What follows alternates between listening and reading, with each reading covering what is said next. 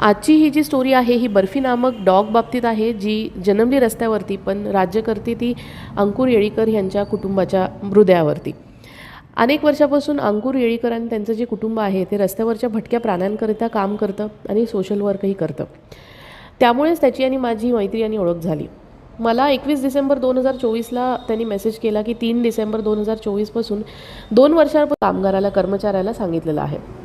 हे कळताच अंकुर येळीकर अतिशय टेन्शनमध्ये आला. त्याच्या घरचे सगळे डिप्रेशनमध्ये टेन्शनमध्ये होते आणि वडिलांना पण बी पीमुळे ॲडमिट व्हावं लागलं. आईसुद्धा दिवसरात्र बर्फीसाठी रडत होती, कारण की ती नुसतं एक कुत्रं नव्हती त्यांच्यासाठी, पण कुटुंबाचा एक महत्त्वाचा भाग होती आणि एका बाळासारखं त्यांनी तिचा सांभाळ केलेला. ज्यावेळेस मला हे कळालं त्यावेळेस मीही सर्क्युलेट केले मेसेजेस आणि सतीश तमशेट्टी जय हिंद फूड बँकचे जे आहेत त्यांनीसुद्धा ते मेसेजेस फॉरवर्ड करायला सर्क्युलेट करायला सुरुवात केली. अंकुर येळीकरनी अशी माहिती दिली की अक्कलकोट पाण्याची टाकी जुना घरकुल ह्या एरियामध्ये त्या कुत्र्याला सोडण्यात आल्याची माहिती त्याला कळाली आणि त्यामुळे तमशेट्टी दादा त्याच एरियात राहत असल्यामुळे त्यांनी तिथे शोधाशोध सुरू केली. त्यानंतर जे आपले सोलापूरचे गौरक्षक टीम आहे, अनिरुद्ध सदलापुरे दादा आहेत, सुशांत दौंड आणि त्यांची जी म्युन्सिपल कॉर्पोरेशनची टीम आहे, प्रथमेश येरवा दादा आहेत, बालाजी नंदाल दादा आहेत, या सगळ्यांनी त्यांचे प्रयत्न सुरू केले आणि त्यानुसार सतीश दादा ह्यांनी काहीच दिवसात बर्फीला स्पॉट केलं. त्यांनी तो फोटो अंकुरला पाठवला आणि त्यांनी तीच माझी बर्फी आहे असं सांगितलं.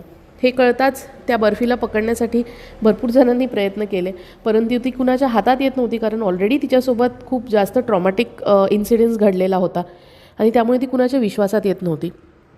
अंकुरनी मला हे फोन करून सांगितल्यानंतर मी आणि माझे हस्बंड तिथे निघालो. तिला मी हात लावण्याचा प्रयत्न केला, तिचा ट्रस्ट गेन केला, तिला खाऊ घातलं आणि त्याच्यानंतर लगेचच अंकुर ह्यांची जी आई आहे, जी बर्फीची सुद्धा आई आहे, त्या आल्या तिथे आणि त्यांनी हाक मारली बर्फीला आणि बर्फी लगेच पळत पळत त्यांच्याजवळ आली. तरी तिचं ट्रस्ट गेन करणं खूप अवघड होतं, कारण ती खूप ट्रॉमॅटिक सिच्युएशनमधून गेलेली आणि अनेक दिवसापासून ती तिच्या कुटुंबापासून लांब राहत होती.